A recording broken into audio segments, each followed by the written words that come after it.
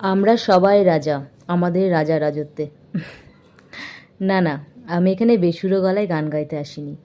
সবাই মনে মনে রাজা, কিন্তু রাজ্যে রাজা একজনই থাকে। রাজা হওয়া মুখের কথা নয়, শোনো তবে বলি এক কাহিনী। আমরা ছোটবেলা থেকেই শুনে আসছি বনের রাজা সিংহ। কিন্তু কেন? শুনেই এসেছি, ভেবে কিন্তু দেখিনি। সিংহ কেন বনের রাজা? বনে তো অনেক পশু প্রাণীই থাকে, কিন্তু সিংহ কেন রাজা? হাতি পশুদের মধ্যে সব থেকে শক্তিশালী, তবুও সে কেন রাজা নয়? জিরাফ সব থেকে লম্বা প্রাণী, তবুও সে কিন্তু রাজা নয়।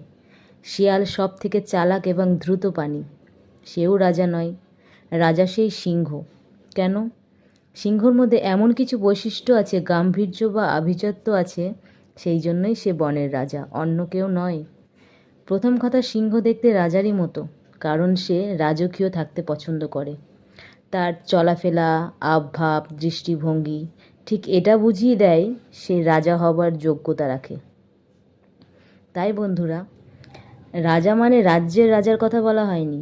নিজেকে এমনভাবে সব দিক থেকে এমনভাবে তৈরি করতে হবে যেন রাজার মতন করে প্রত্যেক ব্যক্তি তোমায় সম্মান করে, শ্রদ্ধা করে। তাই প্রত্যেকের উচিত কারো কথায় কান না দিয়ে, অন্যের সমালোচনায় সামিল না হয়ে নিজের লক্ষ্যের দিকে এগিয়ে চলা, তবেই জীবনে সফলতা অর্জন করতে পারবে।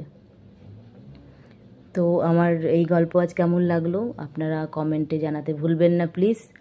সবাই ভালো থাকুন, সুস্থ থাকুন, টাটা।